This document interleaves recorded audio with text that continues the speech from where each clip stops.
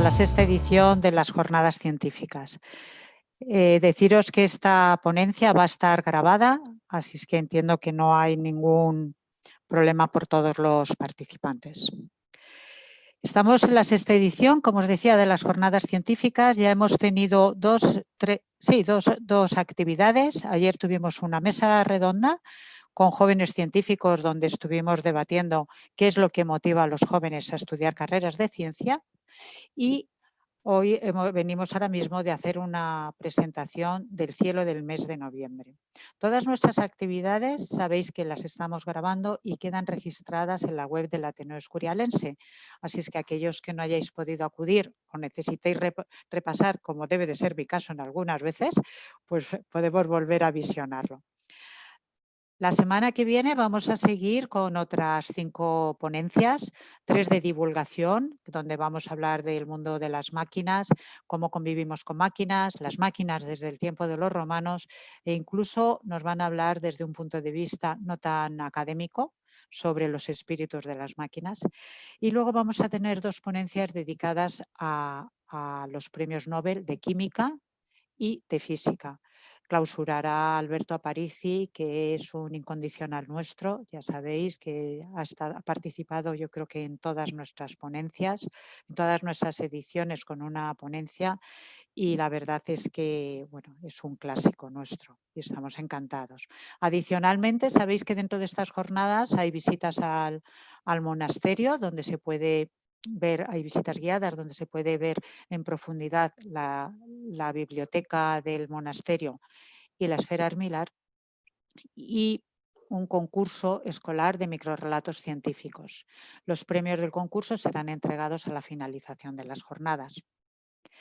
Agradecer, por supuesto, a todos los que nos apoyan, al Ayuntamiento de San Lorenzo del Escorial, a Patrimonio Nacional y a mucha gente y muchas otras empresas que nos están apoyando. Y vamos a empezar sin más a hablar de la ponencia que tenemos hoy con nosotros, que nos ocupa. Desde este verano, el Ateneo Escurialense decidió dar un espacio a los jóvenes. A lo largo del verano desarrollamos un proyecto con un equipo de 7 jóvenes, muy jóvenes, de 13 a 17 años, que decidieron estudiar el cambio climático. Tanto el tema como la metodología, todo lo hicieron ellos. El Ateneo solamente le pone el músculo para ello y su llegada a poder traer ponentes que les realicen ciertas píldoras formativas. Dentro de estas jornadas hemos dedicado también este fin de semana a dar voz a los jóvenes. No suele ser normal. A mí me parece increíble que, siendo el futuro de nuestra sociedad, sea tan difícil para que ellos se expresen. Así es que esperemos que esta línea que hemos empezado siga y que sean muchos los jóvenes que se acerquen a nosotros para poder expresar y compartir con la sociedad lo que ellos opinan. La ponencia que vamos a tener ahora, que la teníamos prevista presencialmente, pero por necesidades del guión hemos tenido que pasarla a online. Álvaro, ¿a quién se le ocurre vivir en Andalucía? No le han dejado venir a Madrid, pero bueno, pues vamos a tener una ponencia muy especial porque el tema es muy bonito, la entropía del universo, pero sobre todo por quien lo expone. Yo no os voy a contar el currículum que tienen Álvaro y Víctor, ambos de 18 años, lo tenéis en la web, lo tenéis ahí todas las reseñas, porque es que es increíble, es increíble. Tienen publicaciones, varios premios, bueno, tienen de todo. Pero lo que sí que quería destacar de ellos es otro tema. A mí me llama la atención, por lo que los conozco, la curiosidad que tienen para aprender. Cómo buscan respuestas a todas las preguntas que se van haciendo. Su motivación para llegar al final de todos los temas que inician y su disciplina en el estudio. Y cómo no, su generosidad, porque podrían ser ratones de biblioteca y sin embargo están participando en todo lo que se les pone por delante para compartir todo lo que ellos han ido aprendiendo. Ayer en la mesa redonda de los jóvenes salió una frase que quiero compartir con vosotros. No estudies lo que quieras estudiar, estudia para lo que quieres ser. Yo creo que Álvaro y Víctor no estudian física porque les interese la física, es que ellos se sienten físicos y quieren ser físicos. Y sin más, voy a dar paso a que ellos abran su micrófono y empiecen a contarnos todo lo que nos tienen que contar, que es a lo que hemos venido todos, a escucharles. Sí que quería deciros que vamos a mantener los micrófonos cerrados para no recoger ruido ambiental. Ya sabéis que Zoom va enfocando cámara en función de donde reciba el sonido, pero ellos han estructurado su ponencia en varias partes, con lo cual pedirán o darán pie a que todos podamos participar y realizar las preguntas que queramos cuando ellos nos lo indiquen. En cualquier caso, nosotros estaremos pendientes del chat para que podamos hacerles llegar las preguntas que vayan surgiendo entre medias y así ellos no tengan que estar pendientes del chat. Sin más, y muy contenta, es un honor para mí el poder presentar a Álvaro y Víctor. Todo vuestro. Gracias. Muchas gracias. Vamos a comenzar con la presentación. Lo primero voy a compartir pantalla y os voy a explicar un poquito primero la estructura que vamos a seguir. Como os ha comentado, la charla se va a dividir en 3 partes, ¿vale? En 3 bloques, y entre cada bloque, que va a tener una duración aproximada de unos 15 minutos, va a haber un turno de 5 minutos de preguntas. Igualmente, si os surge cualquier tipo de duda, podéis ponerlo por el chat y en el momento que nosotros terminemos cierta diapositiva, podemos responder a vuestra pregunta, ¿vale? La presentación se va a estructurar en esos 3 bloques. El primero va a ser sobre introducción y agujeros negros. El segundo será el inicio y la evolución del universo. Y el último bloque consistirá en la composición, la forma y el final del universo. Y, por supuesto, al final habrá un pequeño espacio un poco más grande para poder resolver cualquier duda más que os haya quedado. Así que, sin más dilación, os dejo con Víctor, que os va a explicar un poquito de qué va todo esto. Bueno, primero agradecer al Ateneo que nos dé esta oportunidad de presentar este proyecto, que la verdad que nos trae bastante ilusión. Bueno, en el presente proyecto trataremos el tema de la entropía referente al universo. Este se organiza de tal manera que comenzamos por el inicio del universo, estado de menor entropía, y recorreremos su evolución hasta su final, estado de mayor entropía. La flecha del tiempo, dada por la entropía, será nuestra guía durante todo el recorrido. A lo largo de este proyecto, pues iremos explicando cada uno de estos términos. Bien, pero lo primero de todo es, ¿qué es la entropía? La definición un poco más técnica, que es esta que nos aparece aquí, es el grado de aleatoriedad de un sistema. ¿Pero esto qué significa? Para entenderlo, pongamos un ejemplo. Imaginemos que tenemos una caja con pelotas, ¿vale? Pelotas rojas y azules. ¿De cuántas maneras puedo organizar estas pelotas para que se me queden perfectamente separadas la roja y la azul? De 2 formas. Sin embargo, ¿cuántas formas hay de que se me queden mezcladas? Una roja y 3 azules, o mejor, 2 rojas y 2 azules, etcétera. Muchas más maneras. ¿Qué es lo que nos dice esto? La entropía lo que nos dice es que el universo, o el sistema, va a tender hacia el estado más probable. En este caso, el ejemplo de las pelotas, hacia el estado el cual las pelotas no están perfectamente separadas. Pues eso es la entropía. La entropía es como la tendencia que tiene un sistema a ir hacia aquello que es más probable. Aquel físico que describió por primera vez la entropía es este señor de aquí, se llama Ludwig Boltzmann, y es curiosa su historia porque cuando presentó su ley de la entropía, la comunidad científica produjo tal rechazo y tal marginación hacia él que acabó suicidándose. Sin embargo, hoy en día es reconocido como uno de los físicos más importantes de la historia. Y como decimos, el tema de la entropía se aplica tanto a una sola partícula como a un sistema de partículas o como incluso al universo en su conjunto. Pero lo primero que debemos preguntarnos es, vale, ¿y qué pinta todo esto aquí? Todo esto pinta por la segunda ley de la termodinámica. La segunda ley de la termodinámica establece que la entropía de un sistema siempre va a ser igual o mayor, siempre va a tender a más, nunca a disminuir. Es decir, siempre va a evolucionar hacia el estado más probable. Pero claro, como hemos dicho, también se puede aplicar al universo. Por lo tanto, la entropía total del universo siempre aumenta. Aunque localmente yo pueda disminuir la entropía. Por ejemplo, si yo tengo un frigorífico, al enfriar disminuye la entropía, pero lo hace a costa de producir calor. Y este calor aumenta la entropía general del universo.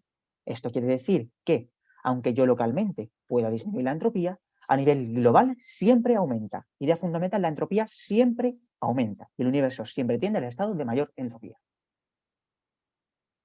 Y ahora, para que se comprenda un poquito mejor esto, mi compañero Víctor os va a explicar un par de ejemplos. Bueno, vamos a ver una serie de ejemplos, uno de ellos que disminuye la entropía del sistema y otro que la aumenta. El primero de ellos será la propia vida. Esta se basa en una maquinaria bioquímica muy compleja que cuenta con una intrincada estructura. Es esto lo que hace que la vida sea un reductor de entropía, aunque sea a costa de aumentar la entropía total del universo, que causa a través del calor que desprende al realizar sus procesos biológicos y químicos.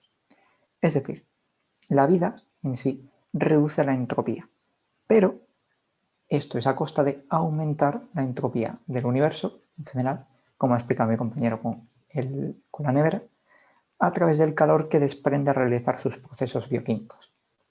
Para entender esto mejor, pongamos el siguiente ejemplo. Supongamos que todos los átomos que forman nuestro cuerpo se encuentran dispersos en una habitación.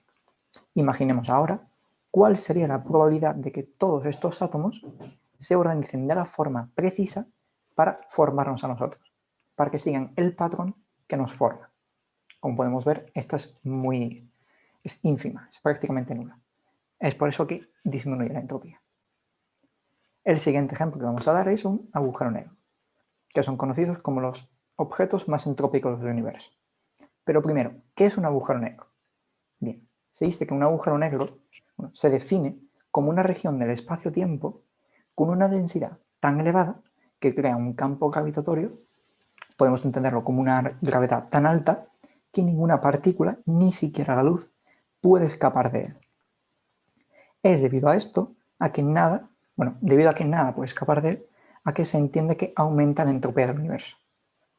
La información, por así decirlo, que entra en su interior, se pierde. Es eso mismo lo que aumenta tanto su entropía como la entropía general del universo. Aquí a la derecha podemos ver una imagen del primer agujero negro, bastante famosa, publicada el año pasado y que se encuentra en el centro de la galaxia M87, a unos 53 millones de años luz.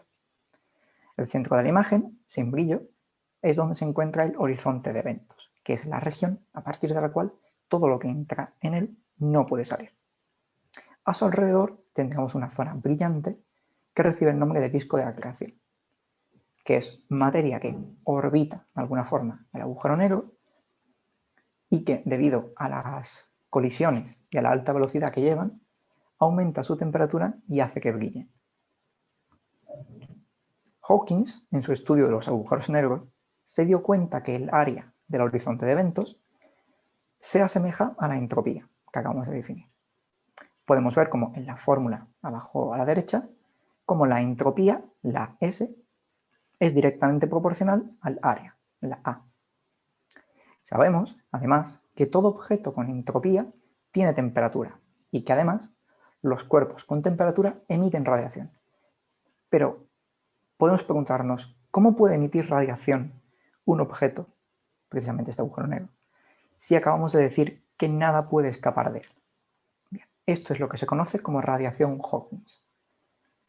Para explicar esto, para explicar este suceso, se valió de la mecánica cuántica y más concretamente del principio de indeterminación de Heisenberg. Este nos explica que en un mismo tiempo no podemos conocer con mucha precisión la posición y la velocidad de una partícula. Esto implica que el espacio que rodea el agujero negro, todo lo que está a su alrededor, no puede estar vacío, sino que deben darse una serie de fluctuaciones cuánticas concretamente. Sabiendo esto, llegó a la conclusión de que en el borde del horizonte de eventos se crea un par de partícula-antipartícula, es decir, una partícula y su antipartícula. Una de ellas, pueden ser una u otra, caería al agujero negro debido a su campo gravitatorio y la otra tomaría energía del agujero negro para escapar. Es esta toma de energía la que hace que los agujeros negros se evaporen. Pero, ¿cómo se pueden evaporar? Bueno, esto es debido a que la energía y la masa son equivalentes. Como la partícula toma energía del agujero negro, podemos interpretarlo como que está cogiendo parte de su masa para poder escapar. Todos, bueno, la mayoría podemos conocer una famosa ecuación que es E igual a mc al cuadrado, dicha por Albert Einstein, en la que ahí podemos ver cómo la energía y la masa son equivalentes, están relacionadas.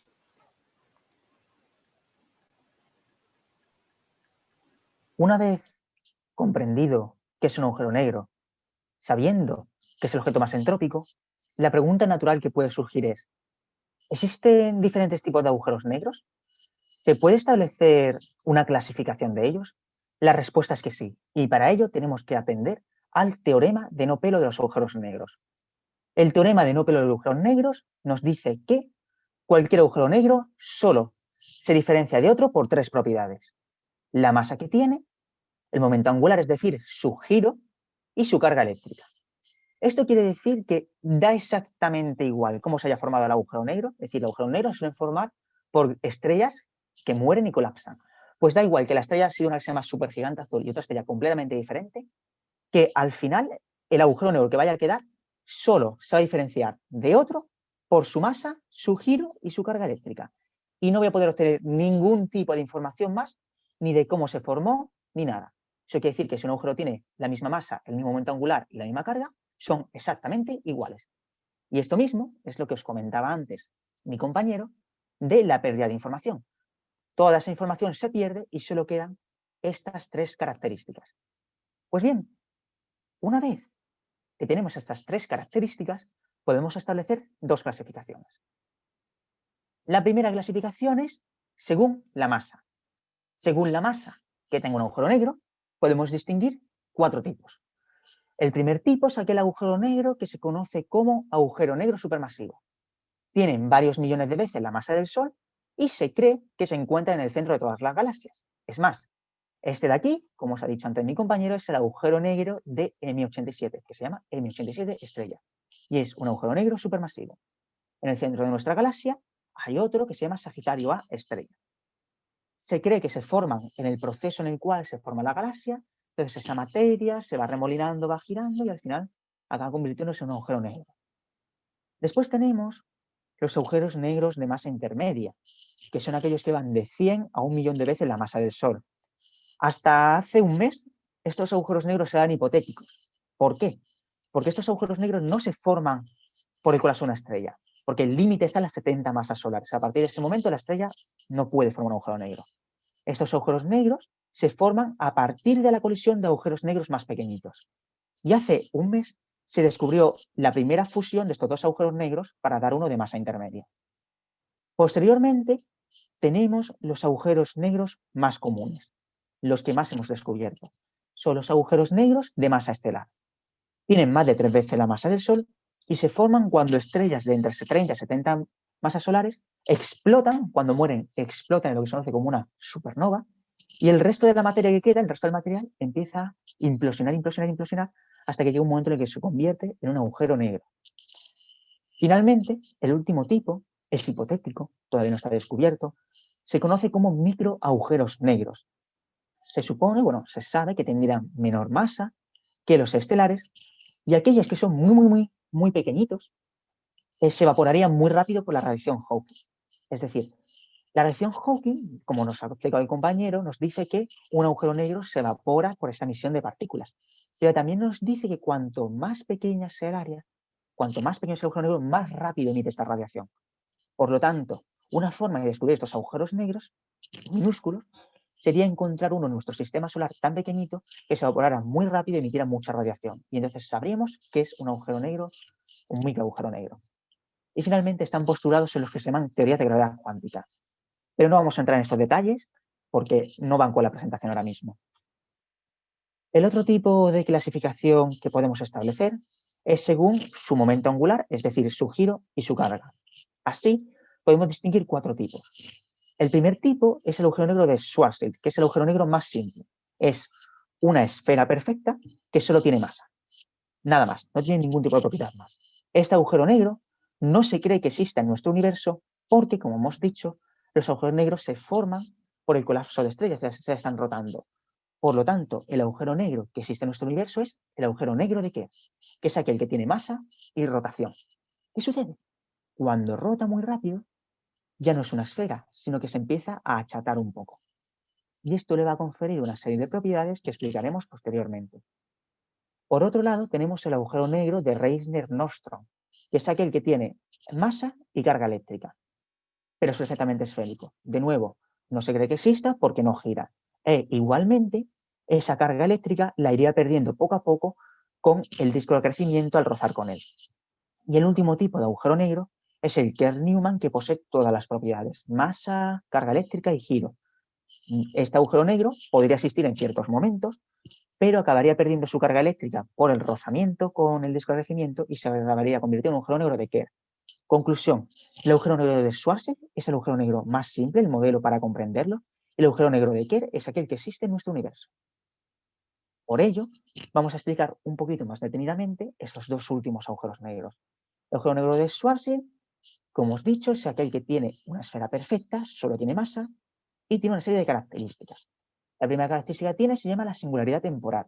Una singularidad es un punto de densidad infinita. Es un punto que en las ecuaciones nos da infinitos. Esto quiere decir que su gravedad es prácticamente infinita también. ¿Qué significa que sea temporal? Que es un punto en el tiempo. Es decir, que cuando yo entro al agujero negro, es un punto que está en el final del tiempo. Cuando el agujero negro termine de morir, será un punto que me va en el tiempo y no puedo evitarlo. Es algo que está en mi futuro. Por otro lado, tenemos lo que se conoce como el radio de Schwarzschild, que viene por esta pequeña fórmula que solamente nos dice aquel tamaño al que tenemos que comprimir un objeto con masa para que se convierta en un agujero negro. Para poner un ejemplo, imaginemos comprimir toda la masa de la Tierra en el tamaño de una canica. Para poder convertir la Tierra en un agujero negro, habría que comprimir toda su masa en el tamaño de una canica. Esto es el radio de Schwarzschild al final. Y la métrica de Schwarzschild es básicamente la forma que tiene, por así decirlo, el espacio-tiempo en el agujero negro. Y para que se pueda entender, se representa en dos dimensiones y se ve aquí como una especie de pozo, ¿no? Pero básicamente para que se quede uno con una idea en la cabeza de cómo se representa un agujero negro. Por otro lado, como hemos dicho, tenemos un agujero negro de Kerr, que al girar tiene una serie de propiedades.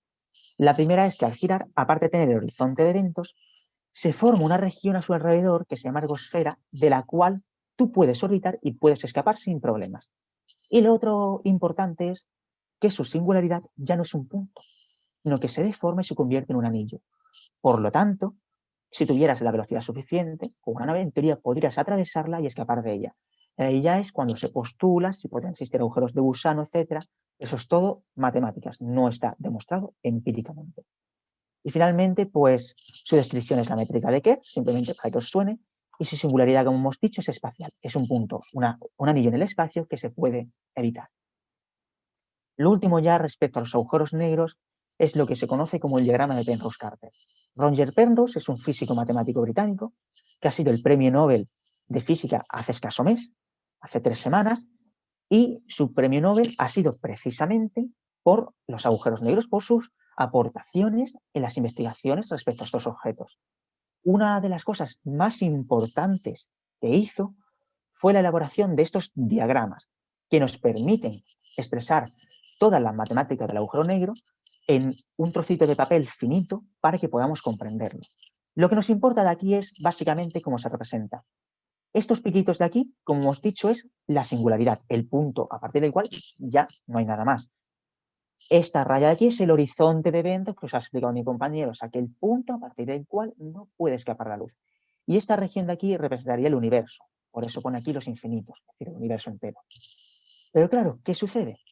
Cuando uno está trabajando con estas matemáticas, se da cuenta que son simétricas. Por lo tanto, existe una simetría izquierda-derecha y entonces al lado contrario tendrá que haber lo contrario a un agujero negro y lo contrario a nuestro universo. Matemáticamente, esto se expresa como un universo paralelo y un agujero blanco. Un agujero blanco es lo contrario a un agujero negro. Mientras un agujero negro traga todo y no permite que nada salga, el agujero blanco deja que salga todo y nada que entre. Pero estas dos últimas cosas, de nuevo, son puras matemáticas y son hipotéticas. Ningún tipo de prueba experimental. Y finalmente, el CT es el eje del tiempo y en el horizontal el eje del espacio. Así que ahora hacemos una pequeña pausa durante estos minutos para contestar cualquier tipo de duda que os haya podido surgir o si queréis debatir al respecto.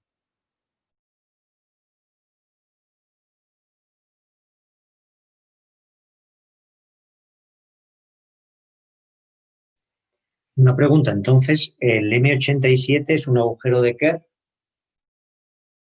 Efectivamente, el M87 estrella es un agujero negro de Kerr.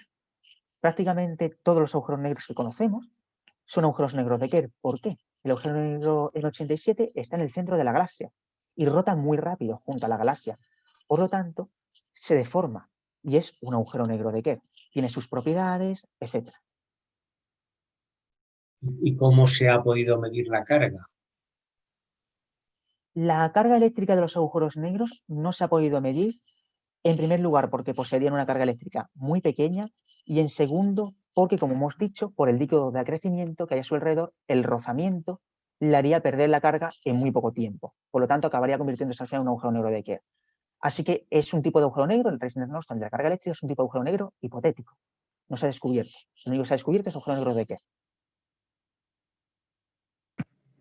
Yo quería comentar que precisamente respecto a lo que has dicho, el día 8 de noviembre, en la clausura de las jornadas científicas, va a haber una ponencia sobre el Premio Nobel de Física de 2020 de agujeros negros, que entiendo que es justo a lo que también te referías, ¿no? Efectivamente. Gracias. Nada.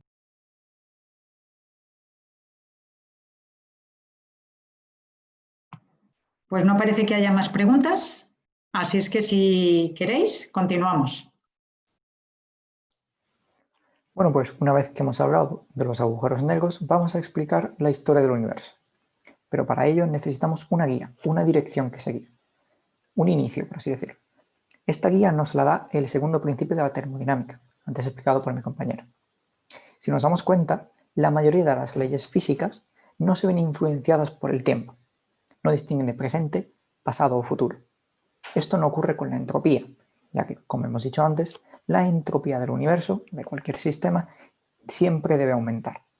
Esto nos permite hacer una diferencia entre pasado y futuro, siendo el pasado un momento en el que la entropía sería menor que la actual y el futuro sería un momento en el que la entropía sería mayor que la actual.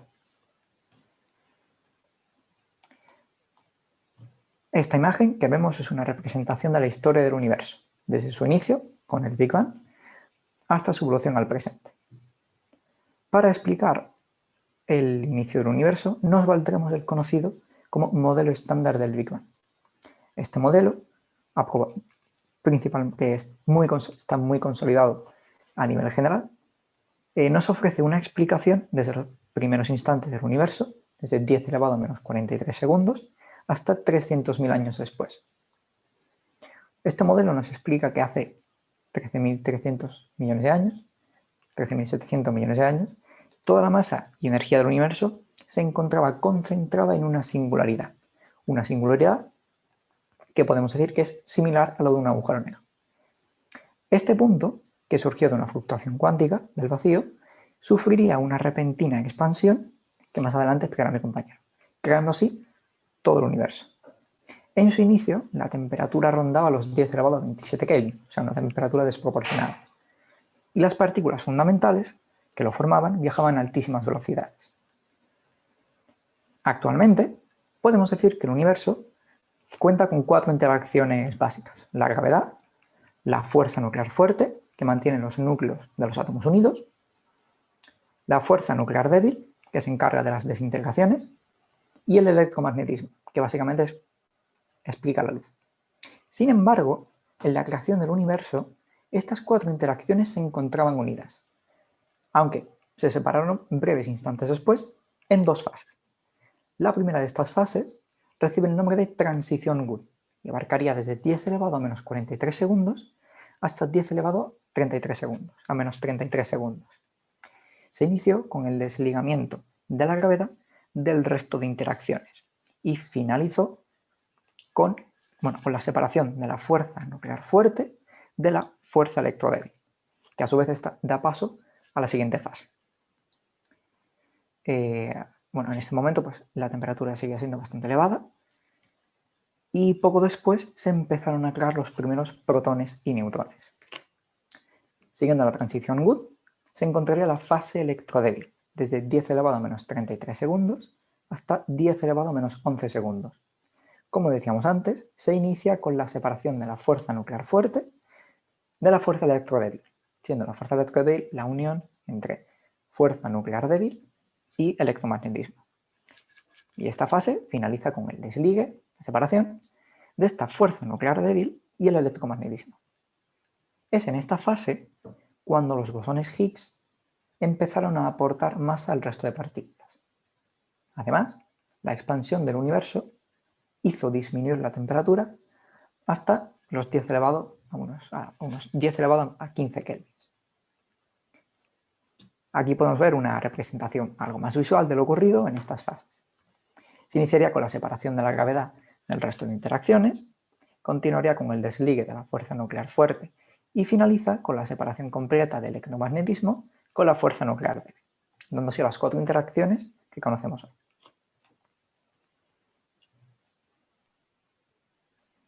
Una vez explicado cómo surge el universo y estas dos fases, tenemos que hablar de un fenómeno muy importante que sucedió en la edad más temprana del universo, la inflación. ¿Pero qué es la inflación? El modelo inflacionario o inflación cosmológica es un modelo propuesto por el físico y cosmólogo Alan Guth en 1981 para explicar lo que se conoce como el problema del horizonte, es decir, que a gran escala el universo parece idéntico en todas direcciones, a muy grandes escalas, es decir, a nosotros nos parece que hay estructuras, etcétera, galaxias, planetas, pero cuando nos vamos a escalas mucho más grandes, en las cuales ya no puedo diferenciar las galaxias, el universo parece completamente homogéneo, pero esto lo explicaremos con más detalle. También para explicar el inicio de la expansión del universo, el hecho de que el universo tenga curvatura casi nula, es decir, que sea plano, luego trabajaremos esto con tranquilidad, y también el origen de toda la energía y toda la materia, es decir, el origen de todo lo que vemos. Este modelo nos dice que en un intervalo de tiempo muy pequeño, unos 10 elevado a menos 35 segundos, ubicado entre las dos transiciones que os ha explicado mi compañero, el universo se expandió de manera exponencial, aumentando su tamaño en muchísimos órdenes de magnitud, unos 10 elevado a 25. Para que os podáis hacer más o menos una idea, es como en este pequeño tiempo pasar del tamaño de un átomo al tamaño de una galaxia. Así de bestia fue la expansión del universo. Pero en la física, cuando nosotros entendemos que existen partículas, pero se asocian campos. Cada partícula tiene un campo asociado. Un campo es como una especie de fluido, entre comillas, que permea todo el espacio y no se puede separar de él. Para que lo entendáis, el campo electromagnético es como una especie de fluido que lo permea y su excitación produce la partícula de la luz, el fotón.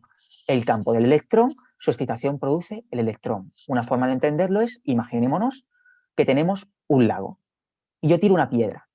Si yo tiro una piedra, ahora sale una pequeña partícula. Como yo le he metido energía a ese lago, esa pequeña gota que sale sería como el correspondiente a la partícula. Por lo tanto, si Guth nos propone este modelo, nos tiene que proponer un campo y una partícula. Este campo, cuya representación gráfica sería esta de aquí, se llamaría el campo inflatón y su partícula se llamaría el inflatón. Y sería el responsable de desencadenar la inflación. Pero esto es hipotético. Luego lo trataremos de nuevo. Pero, ¿por qué sucedió la inflación? Pues porque produjo un descomunal aumento de la entropía. Es decir, era un proceso favorable. ¿Por qué? Porque pasamos de tenerlo todo muy comprimido en un solo punto, y todo con muy poca entropía, a de repente, en un intervalo de tiempo muy corto, toda la materia y toda la energía dispersada, interaccionando, etcétera, con muchísimos estados, es decir, con muchísima entropía. Por lo tanto, era un proceso que antes o después tenía que suceder porque era favorable por entropía. Pero, ¿qué soluciones nos proporciona el modelo inflacionario y por qué?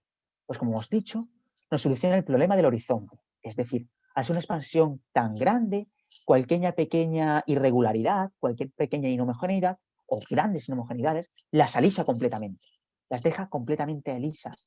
Entonces, ¿qué pasa? Deja un universo muy homogéneo y las pequeñas variaciones que quedan son extremadamente minúsculas, del orden de 100 milésimas, como después os explicará mi compañero. También nos explica el hecho de que el universo no tenga casi curvatura, es decir, que sea casi plano, luego explicaremos esto, porque podría haber empezado con cierta curvatura o lo que fuera, pero al expandirlo tan bestia, lo deja también plano. Después explica también la expansión del universo, gracias a que si la inflación fue una expansión tan bestia, cuando termina esa expansión, el universo sigue expandiéndose como remanente. Y ya es poco a poco la gravedad la que la va frenando. Y finalmente lo que se conoce como creación de constante cosmológica, una expansión acelerada, pero eso lo vamos a dejar para después, que lo vamos a explicar en detalle. Como digo, es un modelo hipotético, no está comprobado, pero recibe muchísimo apoyo por parte de la comunidad científica porque explica muchos problemas y satisface muy bien las condiciones del fondo cósmico de microondas que ahora explicaremos. No existe un único modelo inflacionario, existen varios que difieren en pequeños detalles y es posible que muy pronto podamos obtener evidencias experimentales de este modelo a mejoras en el estudio del fondo cósmico de microondas y a detectar una onda gravitatoria primordial. Es decir, una onda gravitatoria es una perturbación como una onda que se genera en el espacio-tiempo, para que lo entendáis. Tenemos el lago y de nuevo, si yo tiro una piedra, ¿qué pasa? Genera una onda. Pues en el espacio-tiempo, es decir, en el universo, pasa lo mismo. Las ondas, por así decirlo, del espacio-tiempo se llaman ondas gravitatorias. Con la mejora de estos detectores, podemos detectar la onda gravitatoria que se generó debido a esta expansión a lo bestia. Y entonces ahí podremos medir qué sucedió exactamente en el instante de la creación. Y por lo tanto, es el mejor candidato que tenemos para explicar el Bang del Big Bang. Y ahora os dejo con mi compañero que os va a explicar el fondo cósmico de microondas. Pues el CMB o fondo cósmico de microondas, muy utilizado en física cosmológica, se conoce por ser la imagen más antigua del universo, producida 380.000 años después del Big Bang, bastante reciente comparado a su historia completa. Fue formada por la primera radiación electromagnética que pudo escapar de la alta densidad del universo primigenio. Esta radiación fue perdiendo energía debido a la expansión del universo y lo que nos ha llegado a nosotros han sido ondas de microondas, de ahí su nombre. Pero podemos preguntarnos, ¿por qué se formó en torno a 380.000 años después del Big Bang? ¿Por qué no antes o por qué no después? Bueno, para esto hay que imaginarse algo bastante sencillo. Inicialmente, la densidad que presentaba el universo era altísima. Imaginémonos todas las galaxias, todas las estrellas, toda la materia que conocemos concentrada. Pues toda esta materia impediría que cualquier rastro de radiación pudiera escapar. Y no fue hasta 380.000 años después que la expansión del universo permitió que esto sucediera. Por último, podemos comentar que esas leves inhomogeneidades que vemos en la imagen, llamadas anisotropías, son una serie de leves variaciones de temperatura del orden de 100 milésimas. Son muy débiles esas variaciones. Bien, ya hemos explicado cómo se origina el universo, el proceso de la inflación, el fondo cósmico de microondas, pero ahora podemos preguntarnos, bueno, y hasta el día de hoy, ¿qué más ha pasado en términos generales en el universo? Para explicarlo, debemos primero comprender lo que se conoce como la ley de Hubble-Lemaitre. Lemaitre es el que postuló el modelo del Big Bang, ¿vale? Y Hubble es otro astrónomo muy famoso, que como sabréis, tiene un telescopio en su honor, que es el telescopio espacial Hubble. Pero, ¿qué nos dice la ley de Hubble-Lemaitre? La ley de Hubble-Lemaitre nos relaciona las galaxias con la expansión del universo. Es decir, nos indica la velocidad a las que se alejan a las galaxias. Por lo tanto, nos establece que la velocidad de una galaxia es proporcional a su distancia. Esto quiere decir que cuanto más lejos se encuentre una galaxia, más rápido se aleja. ¿Por qué? Imaginemos que yo tengo aquí dos personas y están separadas un espacio de 1 metro. Si ahora el espacio que hay dentro se duplica, están separadas 2 metros. Pero si yo tengo dos personas que están separadas 2 metros, si el espacio se duplica, se separan 4 metros. Por lo tanto, cuanto más lejos estén, más cantidad de espacio se crea y más se separan. Pues en el universo pasa lo mismo. El universo está en una continua expansión en la que se crea más espacio. Entonces, cuanto más lejos estéis, más espacio se crea entre medias y, por lo tanto, aparentemente, desde mi punto de vista, tú te alejas más rápido, ¿vale? No es que la galaxia se aleje en realidad, es el universo. Que desde mi punto de vista es que la galaxia, cuanto más lejos está, más rápido se aleja. Por lo tanto, tenemos la ley de Hubble, Lemaitre, que es esta ecuación de aquí, que nos relaciona la velocidad con la distancia mediante una constante que se mide de forma experimental, la constante de Hubble. La constante de Hubble tiene este valor, ¿Qué quiere decir este valor? Aquí tenemos la velocidad 67 a 74 km por segundo por megaparsec.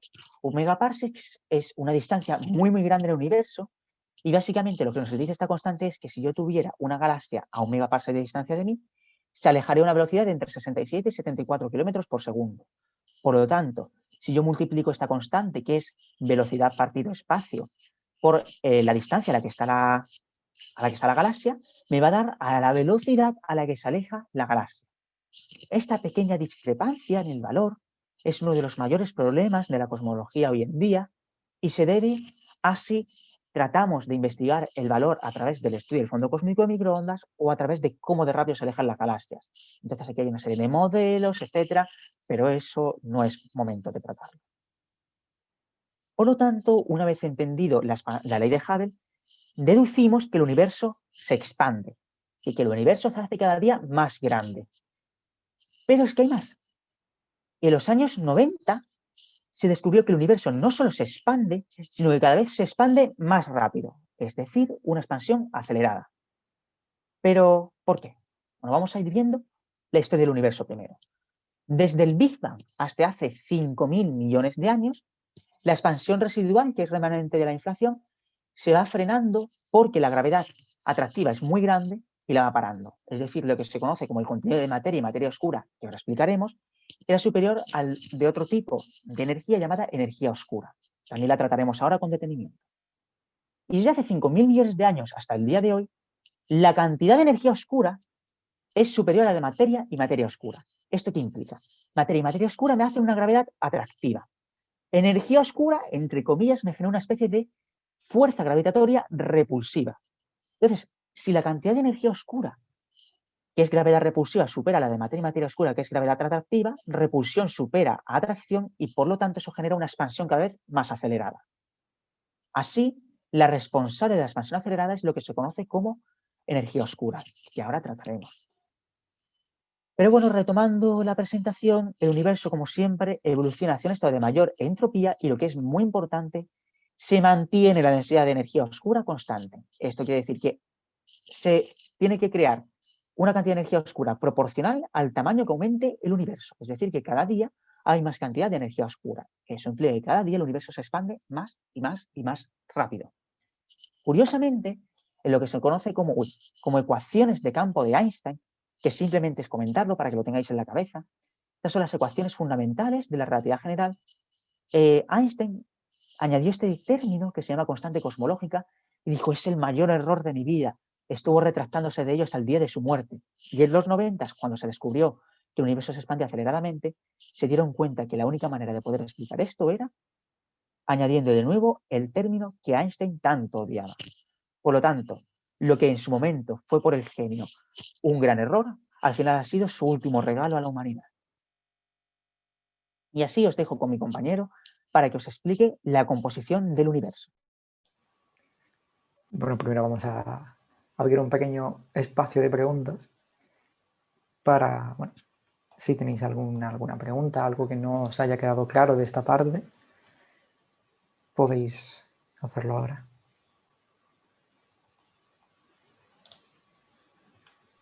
Yo sí tengo una preguntilla. ¿Esa constante se tiene alguna idea o hay alguna teoría sobre qué podría causarla? O la energía oscura, por ejemplo. ¿Qué teorías hay ahora mismo que sean más probables y tal? Vale, para explicar esa constante, la constante cosmológica, existen dos opciones posibles. Está por un lado la energía oscura, es decir, que la constante cosmológica sea la energía oscura. La energía oscura es al final lo que se llama una energía del vacío, una energía que se va creando a medida que el universo se expande. Entonces, una de las posibilidades es que esta constante cosmológica sea la energía oscura.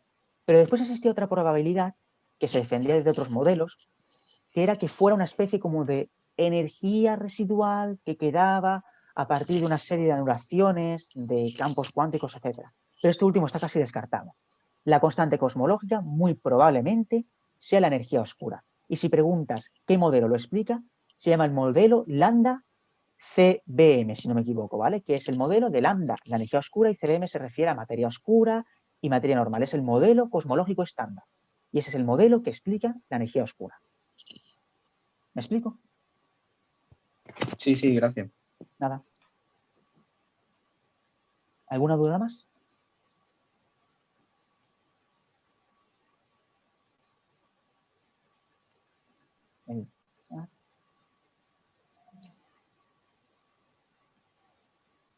Bueno, si luego queda alguna duda al final de la presentación, tendremos tiempo para comentarlas todas. Sí, yo creo que podéis seguir, Víctor, gracias. ¿Perdona? ¿Sí?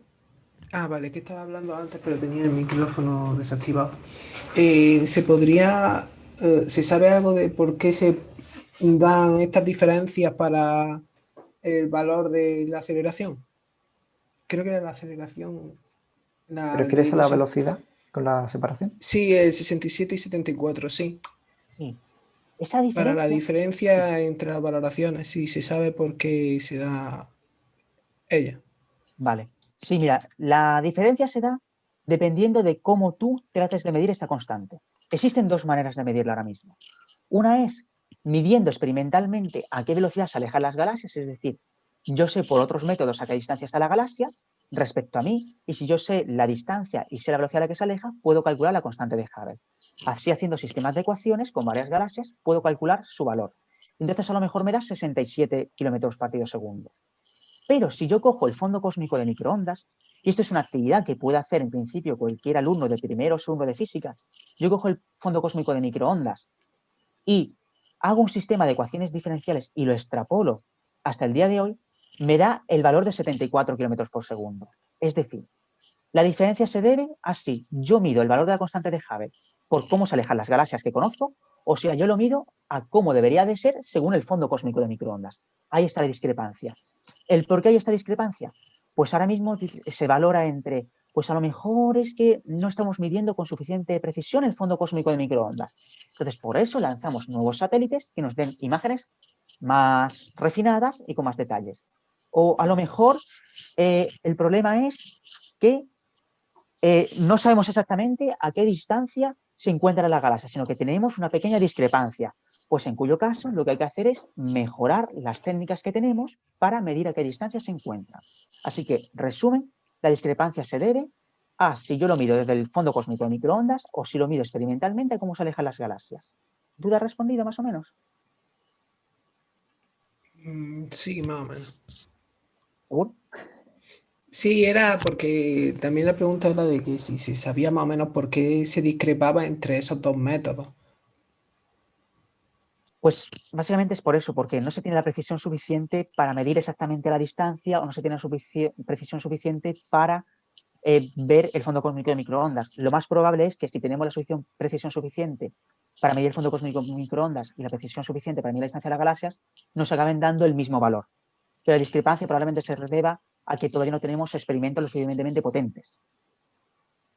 Vale, gracias. Nada. Bueno, pues de momento continuamos hasta ya el final de la presentación. Bueno, una vez explicado el inicio y la evolución del universo, centrémonos ahora en su composición. Básicamente este está formado por materia y energía. En este diagrama que vemos, podemos ver como el 30% del universo está formado por materia y el 70% restante por energía oscura. Estos porcentajes son estimados y están en constante cambio debido al aumento de energía oscura, como ya explicó mi compañero. A su vez, la materia se divide en materia bariónica y materia oscura. La materia bariónica es la que nosotros conocemos, formada por protones, neutrones, electrones, etc., y que forma todo aquello que podemos ver. Por ejemplo, pues, las estrellas, planetas, galaxias, etc. Aunque nos pueda sorprender, todo aquello que nosotros vemos únicamente representa el 5% de todo el universo. El 25% restante lo ocuparía la materia oscura. Esta materia es de muy difícil detección debido a que no interacciona con la luz, sino únicamente con la gravedad. Por último estaría la energía oscura, ya introducida por mi compañero. Un tipo de energía que se genera en el vacío y, como ya explicamos, genera una rueda repulsiva que provoca la expansión acelerada del universo.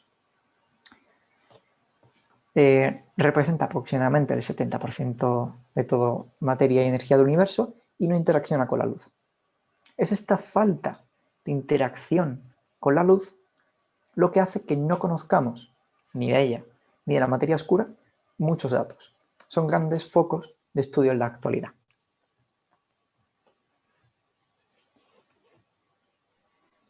Bien, ya hemos hablado del inicio, de la evolución y de la composición del universo.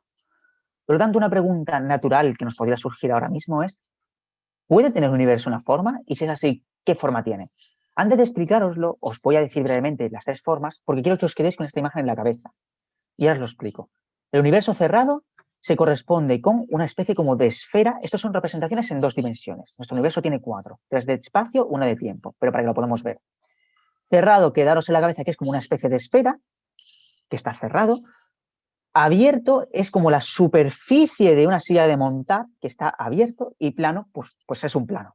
¿Vale? Os quedáis con eso en la cabeza, la imagen en la cabeza, y ahora vais a entender la explicación. ¿Cuál es la forma del universo? La relatividad general, que al final es quien nos sustenta toda la cosmología y todo lo que estamos explicando hoy aquí, nos enseña fundamentalmente que la gravedad no es una fuerza.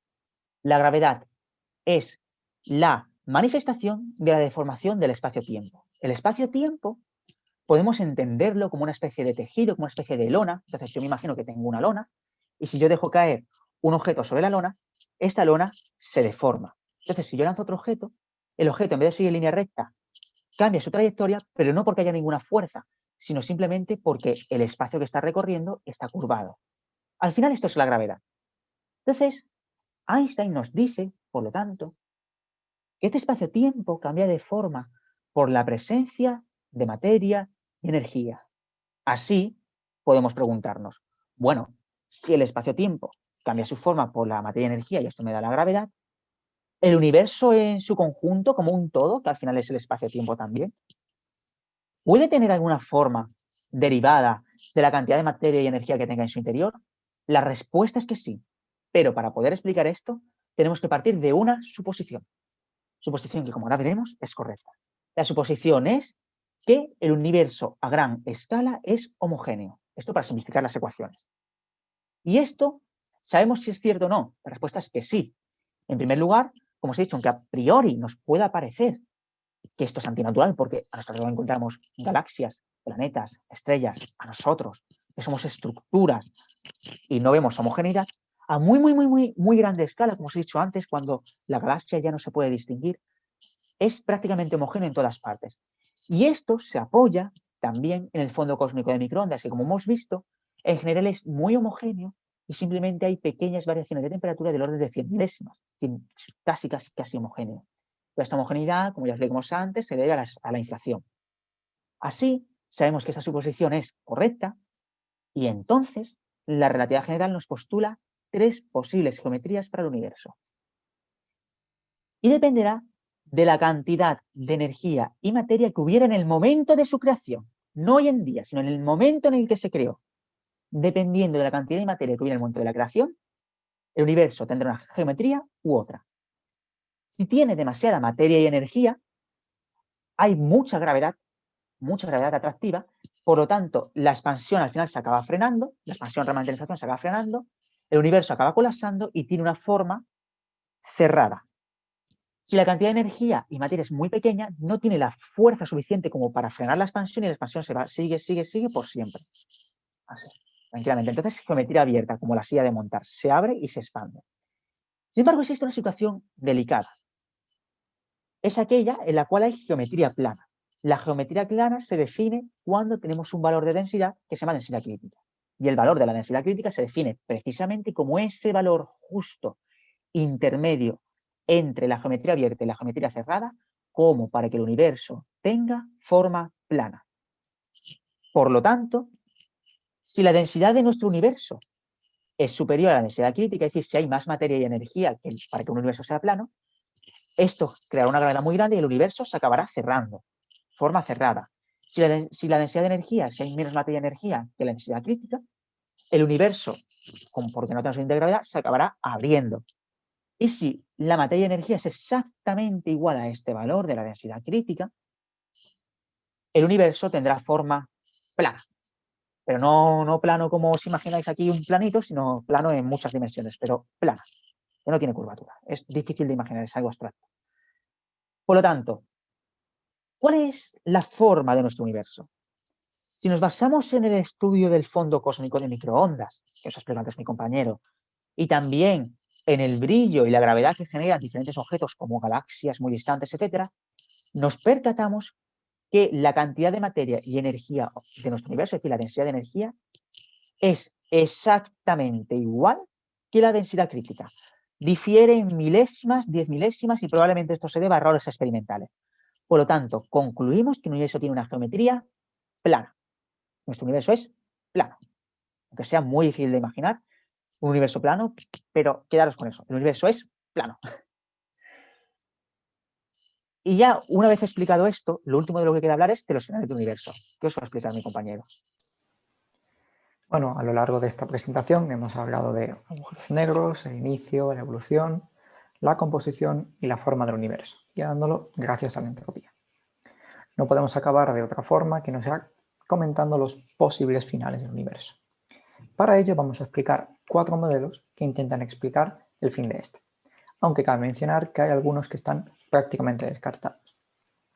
El primero de estos modelos o teorías recibe el nombre de Big Crunch y postula que, de la misma forma que se expandió hace 13.800 millones de años, la gravedad de este detendrá su expansión y dará comienzo a una contracción que acabará en una singularidad similar al Big Bang. O sea, se inicia, se expande, la gravedad lo detiene y acaba de la misma forma que empezó, por así entender.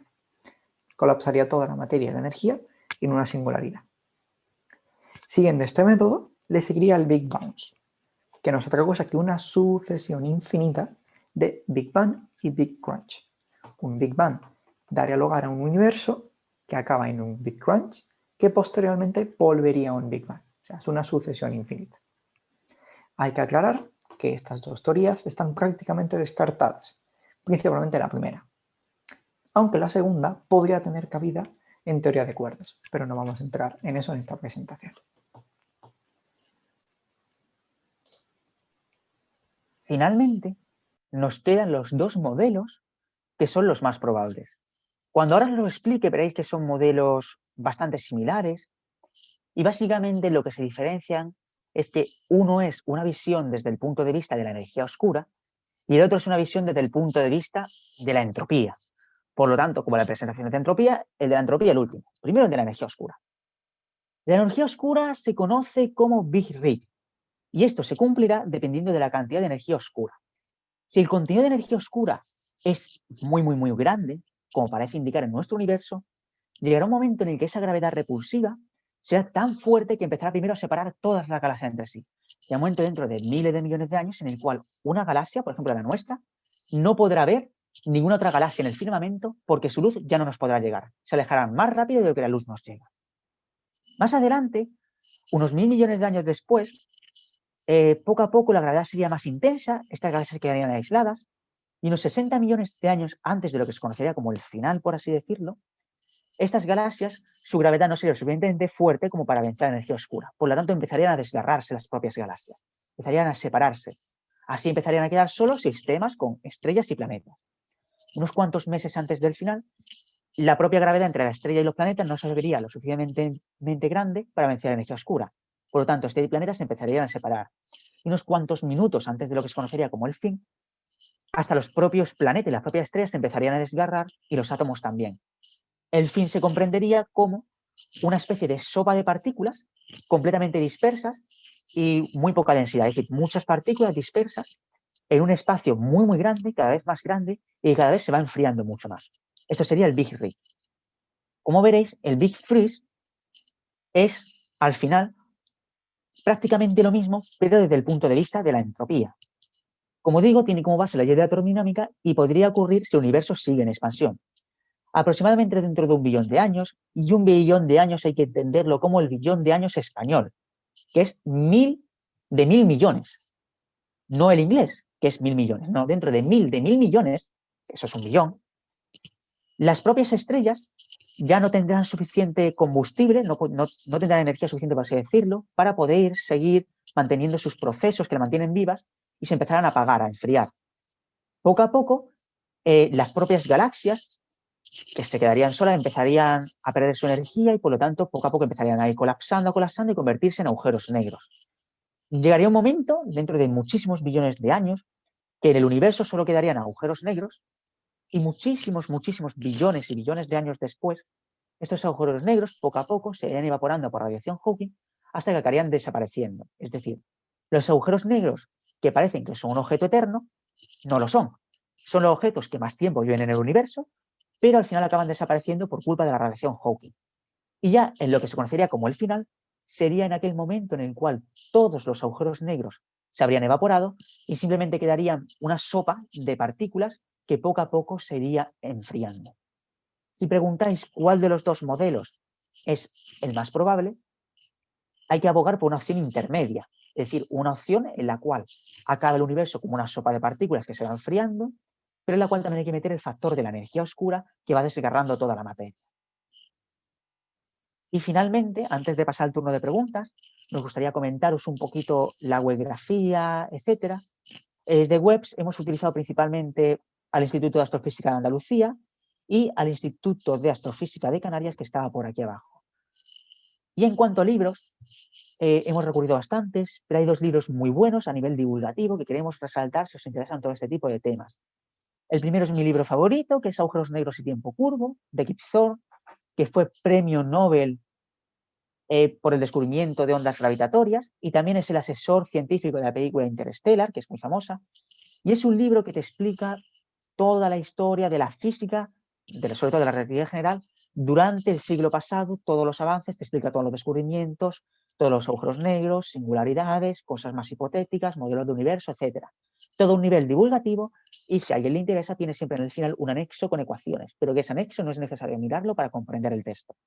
Y por otro lado, mi segundo libro favorito y de mi escritor favorito se llama Brian Greene, El tejido del cosmos. Este sí que es un libro completamente a nivel divulgativo, sin ningún tipo de ecuación, y el cual nos explica toda la historia del universo, la flecha del tiempo, nos explica los modelos de universo, la teoría de cuerdas, la entropía, nos lo explica absolutamente todo, pero de una manera que se hace muy fácil de leer, muy agradable y que a todo el mundo le gusta. Entonces te explica conceptos muy complejos a un nivel que lo entiende cualquier persona, y es un libro estupendo.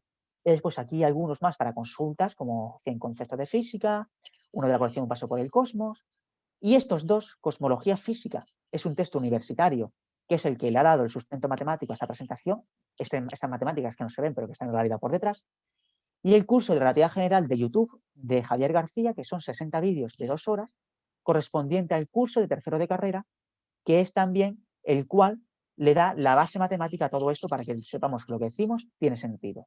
Así que finalmente haremos un último turno de dudas, preguntas y cualquier tipo de debate. Muy bien, pues muchísimas gracias. Yo te voy a hacer os iba a hacer una primera pregunta y es, en la materia bariónica habéis hablado de protones, neutrones y todo esto, y las otras partículas, los muones, los piones, neutrinos, etcétera, ¿eso también está metido ahí?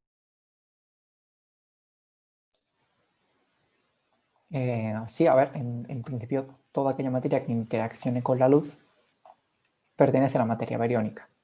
O sea, la materia oscura es aquella que solo interacciona con la gravedad.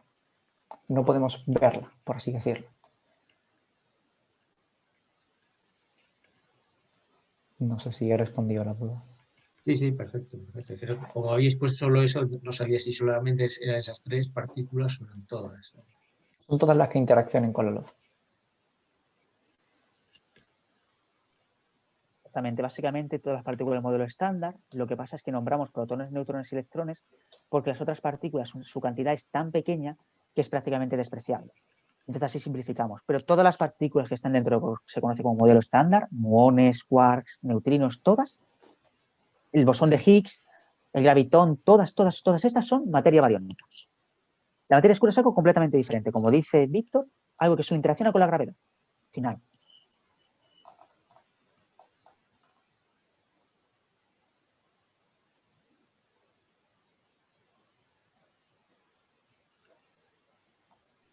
Rafa, no se te escucha. Creo que has abierto el micrófono, pero no se te escucha.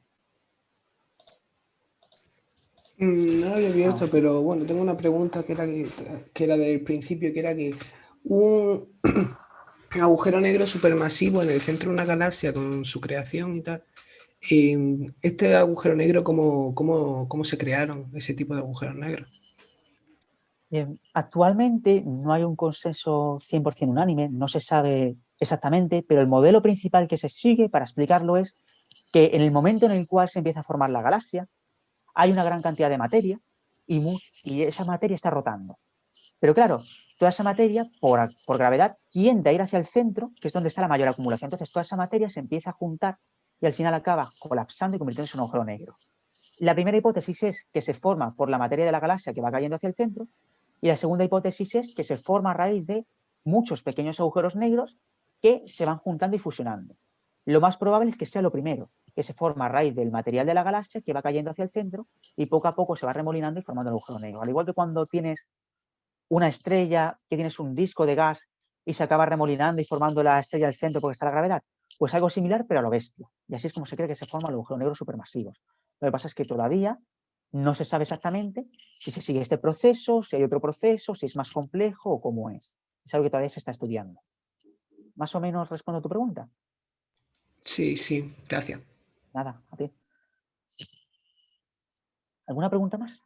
Es decir, cuando habéis hablado del fin del universo, el Big Rip o el Big Freeze, yo creo que el Big Rip es porque, claro, como se está expandiendo continuamente, cada vez la fuerza gravitatoria colapsará, o sea, será cada vez menor, ¿no? Entonces, al final llegará un momento que no haya, o sea, están tan lejos unas de otras que llega este momento, ¿no? Exactamente. Por eso en el caso del Big Rip, por la energía oscura, no llega a colapsar toda la materia en agujeros negros porque se acaba separando. Llega un momento en el que tiene tanta fuerza la energía oscura, la fuerza gravitatoria repulsiva, que separa todas las galaxias, lo separa todo absolutamente. Y la diferencia con el Big Freeze es que como en el Big Freeze no se considera la energía oscura, sí que permite que todas las galaxias colapsen en agujeros negros. Por lo tanto, el Big Rip es lo más probable en cuanto a que quedarán agujeros negros aislados que estarían formados de estrellas, agujeros negros supermasivos, pero poco a poco el resto de cosas de las galaxias se separarán, no podrán interaccionar gravitatoriamente y llega un momento en el que hasta estos propios agujeros negros se acabarían destruyendo por culpa de esta gravedad repulsiva. La gravedad repulsiva al final acabaría ganándola todo. El Big Rip sería un final en el cual la energía oscura, su gravedad repulsiva, vence a la gravedad completamente. En el otro, el Big Freeze, quiere decir que llegarías al cero absoluto. Exactamente. Que se acabaría convirtiendo en una sopa de partículas, la cual se iría enfriando hasta llegar prácticamente al cero absoluto, perdiendo toda su energía, poco a poco. No habría movimiento, vale. Ahí está. Se acabaría poco a poco. Es algo similar a lo que pasa con la radiación del fondo cósmico de microondas. Cuando se creó era radiación con 3000 grados de temperatura y hoy en día es una radiación que tiene 2,8 Kelvin de temperatura, 2,8 sobre encima del cero absoluto, unos menos 270 grados centígrados. Porque el universo se expande y la va enfriando. Pues con esto pasaría lo mismo, se iría expandiendo y poco a poco se iría enfriando hasta que hace una sopa de partículas fría, hasta acercarse poco a poco al cero absoluto.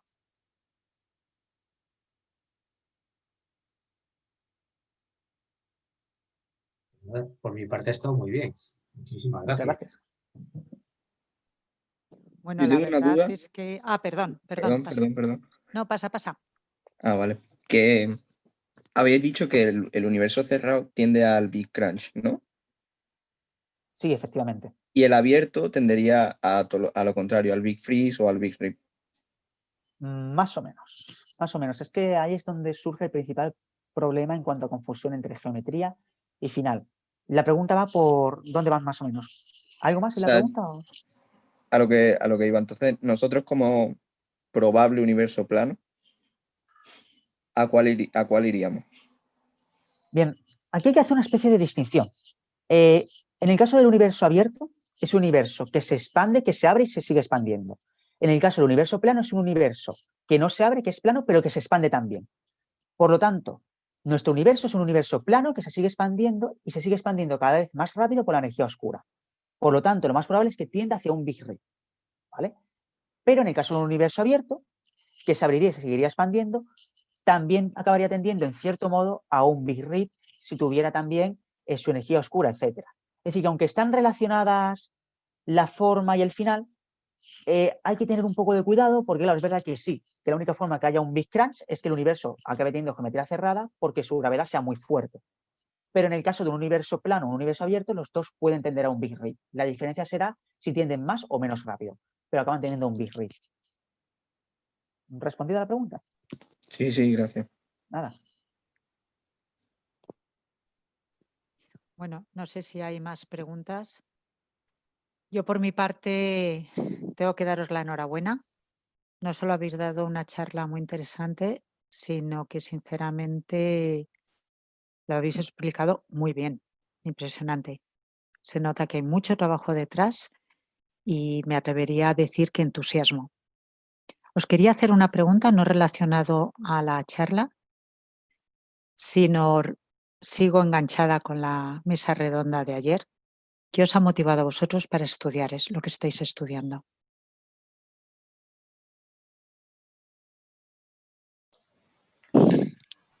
Responder ese tipo de preguntas, pues la verdad es que no es algo sencillo. O sea, ¿qué te motiva a hacer algo que te gusta, algo que te apasiona? En parte es por algo que te nace, es algo que ya está dentro de ti, que dices, es como, yo tiendo a esto, a otro tipo de personas que le gustará otro tipo de cosas y le apasionará eso. Quitando eso, yo podría incluso decir que, pues, toda la rigurosidad, el poder explicarlo todo, el poder saciar ese ansia de conocimiento que tiene el ser humano, entonces esa búsqueda de respuestas y que casi siempre las encuentra, que sean más o menos rápido, puede que eso sea también algo bastante destacable. Gracias, Víctor. A ti. Álvaro. En mi caso, estoy de acuerdo con Víctor, es algo como que está dentro tuya, que te nace, pero lo mío viene también por otro lado desde pequeño, es decir, yo desde pequeño siempre he tenido mucha curiosidad. Recuerdo que cuando era pequeño las dos cosas que más me interesaban, que parece que no tienen nada que ver y no lo tienen, eran la astronomía y la paleontología. Pero claro, llegó un momento en el cual, pues sí, la paleontología estaba muy bien, pero no lleva a ningún sitio más. Sin embargo, la astronomía cada vez me llevaba a preguntas más fundamentales. Preguntarme más, ¿cómo surgió el universo? ¿Qué es el universo? ¿Cómo se forma una estrella? ¿Por qué estoy aquí, no? Y poco a poco, pues investigando, sobre todo viendo muchos documentales, leyendo mucho, hablando con profesores, etcétera, iba descubriendo que aquel que me brindaba esta respuesta era la ciencia, y en concreto y específicamente la física. Por lo tanto, poco a poco fue naciendo en mí ese sentimiento de amor hacia la física, hasta el punto de que hoy en día es lo que más amo en el mundo, y no es broma, hasta el punto de convertirse en mi vida. Para mí, la física es mi vida. Yo me dedico en cuerpo y alma a la física. Bueno, hago un inciso, espero que no te estén escuchando tus padres y nos pongan una reclamación, ¿eh? esperemos que no. Pero sí, la física al final llega un momento en el que ves que, aparte de que es algo que te nace, es algo que te llena. Es algo que dices, te completa, es algo que te termina de satisfacer. Y al final después, todo eso empezó con la física, con más a nivel divulgativo, documentales, libros, y yo maravillándome respecto a poder conocer las respuestas a los interrogantes del universo, aquellas respuestas que nunca había podido obtener. Pero después llegó un plus, y el plus fue ver la elegancia de las ecuaciones matemáticas. La elegancia que hay detrás y esa belleza que hay en esas ecuaciones matemáticas es maravilloso. Yo no miento si digo que yo he llorado haciendo el tema de ecuaciones matemáticas en relatividad general, etcétera. Yo he llorado de lo bonitas que eran. Entonces, cuando se suma esa pasión y esa elegancia en la matemática, es un pum, no hay más. Bueno, no sé yo que soy matemática comparto lo de la elegancia. Siempre me han gustado muchísimo las ecuaciones, pero hasta ese punto me lo voy a tener que repensar. Por nuestra parte, solo, reitero nuestra enhorabuena, porque la verdad es que lo habéis presentado maravillosamente bien. Se nota que sabéis, se nota que habéis trabajado. Es que yo creo que mucho de todo lo que pasa es fruto del trabajo realizado, no nos cae del cielo. Y dejaros abierta la puerta del Ateneo, siempre que queráis, tenéis nuestro contacto. Cualquier cosa que queráis organizar una charla, ya sabéis que no hay distancias con el online y bueno, lo trabajamos. El Ateneo se convierte en un altavoz para los jóvenes, para intentar darles un lugar para que compartan sus inquietudes, y sus inquietudes pueden ser muy variadas. Enhorabuena, chicos. Muchas gracias. Hasta cuando queráis, ya lo sabéis. Y a todos los presentes, muchísimas gracias por seguirnos. La semana que viene volvemos. El viernes vamos a ver cómo convivimos con máquinas. El sábado estudiaremos el Premio Nobel de Química y además luego tendremos un acercamiento, como hemos dicho al principio, al espíritu de las máquinas para por la tarde rematar con la historia de la tecnología que hemos tenido. Hablaremos de las máquinas que usaron los romanos y desde ahí para adelante todo lo que se nos ocurra.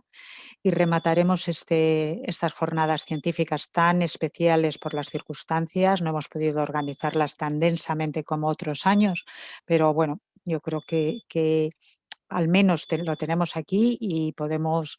Es importante que a pesar de las circunstancias sigamos haciendo las actividades que realmente importan, ¿no? Como es la divulgación cultural, la divulgación científica y hacer cosas que nos gusten.